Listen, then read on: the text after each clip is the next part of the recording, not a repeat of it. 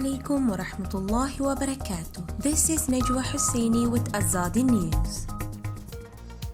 Bangladesh moves fourth group of Rohingya refugees to remote flood-prone island. Burmese military tries divide and rule in bid to cement power.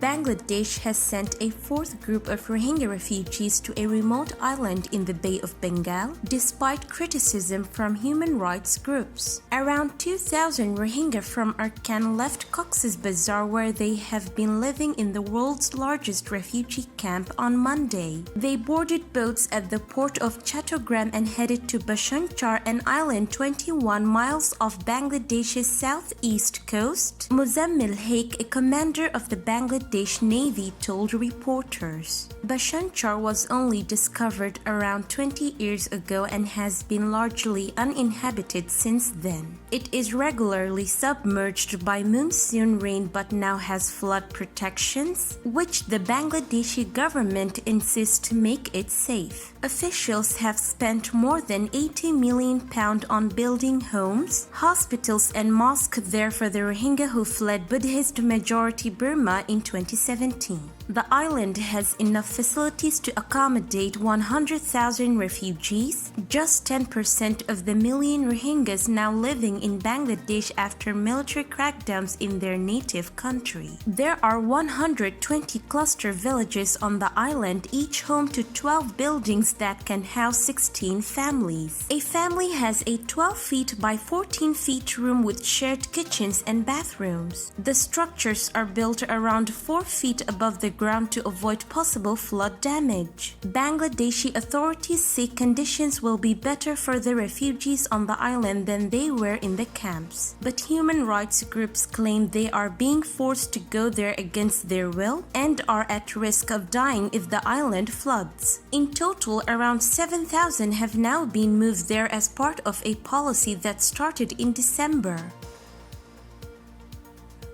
Since seizing power from the elected government led by Aung San Suu Kyi on February 1st, Burmese military has been working to entice rival ethnic political parties into its new administration, in a sign of the divide and rule tactics it has long used to control the country. Samoda, an ethnic Karen youth in the central Irrawaddy region, feels betrayed by the ethnic party he once supported. Leading up to national elections in November, he and his friends went door to door campaigning for Many Mong of the Karen People's Party, who was running for a seat in the national legislature. Many Mong lost, but he has now joined the administration of the new military government. After he was listed under the new State Administration Council SAC, "My friends and I didn't dare to go out because we were so ashamed," said Samoda. "Before the election, I wholeheartedly supported him, but I feel like he betrayed our Karen people." So far, 4 ethnic party leaders who competed against the National League for Democracy (NLD) and were not aligned with the military proxy party have accepted positions in the new military administration, of whom one has since resigned from his party. The SAC was formed the day after the military arrested State Councillor Aung San Suu Kyi and dozens of elected party officials and declared a 1-year state of emergency. Hundreds of thousands have demonstrated and government workers across every sector have gone on strike.